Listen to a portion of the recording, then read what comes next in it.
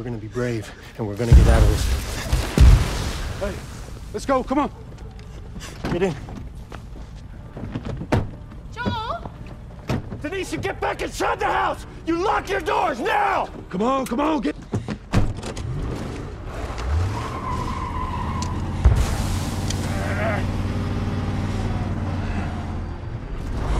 Get your seatbelt on. Hold on.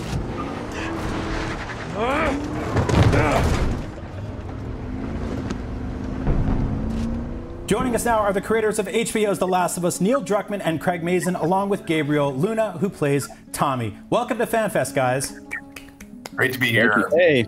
Thanks for joining us.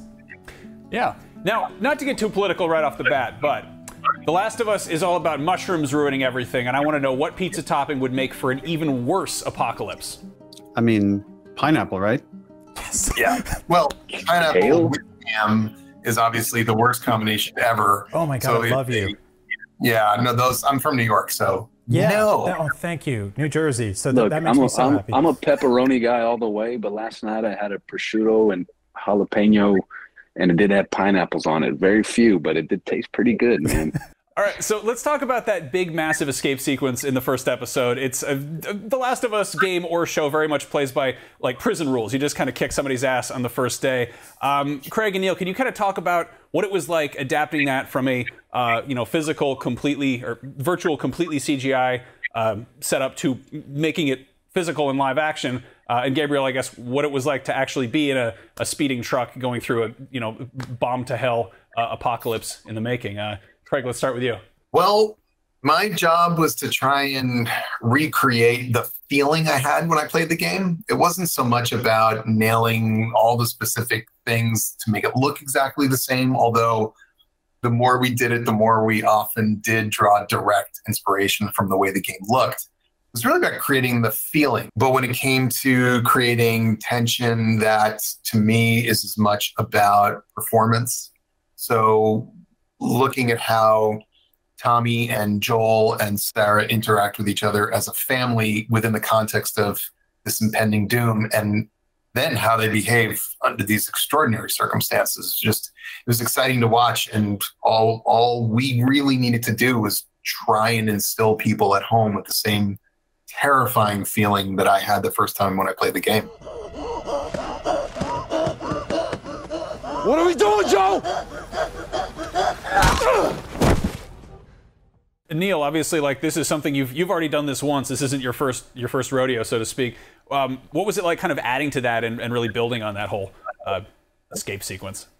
Yeah, I just remember a lot of brainstorming, outlining, and just saying what are the moments we want to keep. Where can we add something new? For example, the fake out with the car crash and the plane sequence, and then the big difference in execution from game versus live action is in game, those elements are much more compartmentalized. They could be done more in isolation, and like you could finish a whole part, like all the animation, and then move on to something else. Here you're working with all these different departments, so we would have months beforehand all these meetings of what should our infected look like, what are they wearing, how much do we show it, what kind of lighting do we want to have in this area. We were at Fort McLeod, where we took over a whole city block and transformed it into Texas, and then we said action, and just seeing like they're acting in that truck. There's a stunt driver on top of the truck that's driving it, and all the stunt people, the effects, everything is happening at once.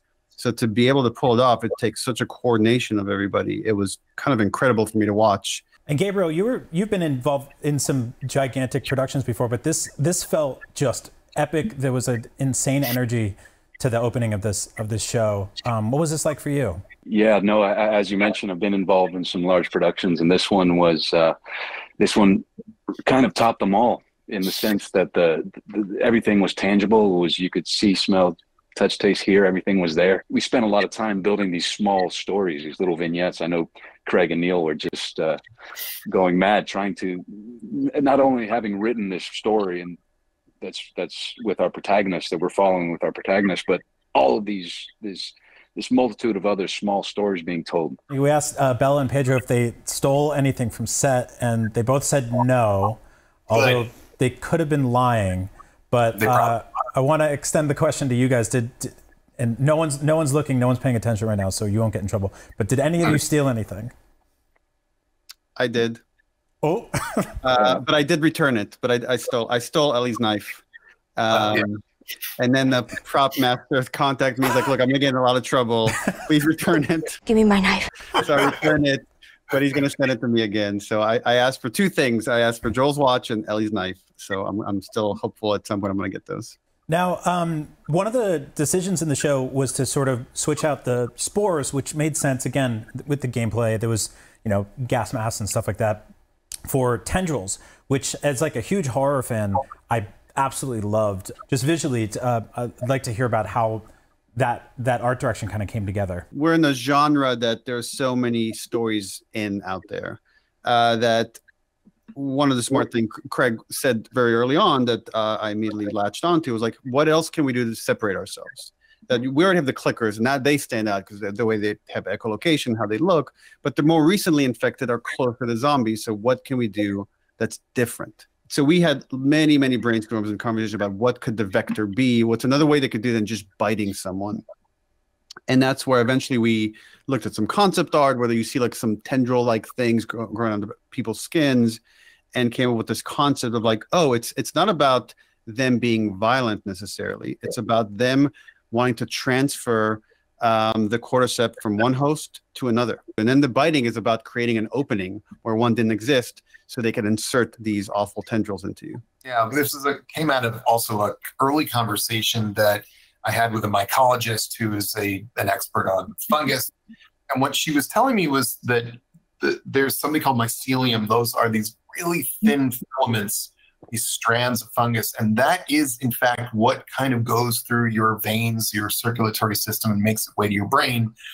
And this is exactly how, for instance, cordyceps infects ants. And this was something that I don't think I'd ever seen before, at least not quite like this. I found it to be a beautiful example of invisible VFX when you first see them. These filaments that Craig describes, the lighting, the way it hits it through the window, and the realism and the movement, and it was really exciting. It looked as physically real as something that subtle could, Did any of you pick up any any survival tips or life hacks, whether for it's like an actual wilderness or just everyday life? Any like tips, any like around the house suggestions, Craig? Oh, I mean, I always tell people that if this happens and there's a fungal pandemic sweeping through the United States, I'm done, guys. I don't even think I'll make it out of my house. I had that exact experience, Craig, when Neil sent me the remake, the PS5 remake. And I quickly turned on the permadeath mode, and I was like, I've beaten this game before. I know where things are. I'm going to go ahead and try it this way.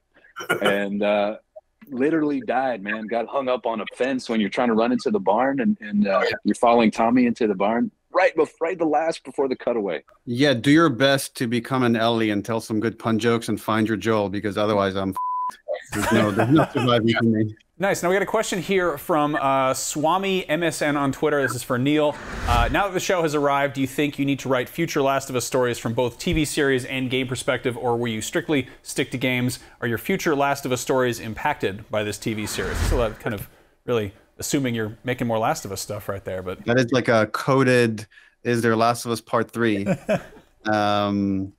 No comment. I'll just say right now our focus is on we have the multiplayer game coming out, and we're going to reveal more of that later this year. Beyond that, it's the same process we've always had. We don't do something that we're not extremely passionate about. So unless we had a really good, compelling story to keep the story going, then it ends in Part 2. We didn't want to do gotcha journalism, so we thought we'd employ like a sacrificial fan and then try to no. Thank you all so much for joining us today. The show is fantastic. The audience loves it, and it's a huge hit. So congrats. Thank you. Thank you, guys. It was Thanks, great. guys. Thank you.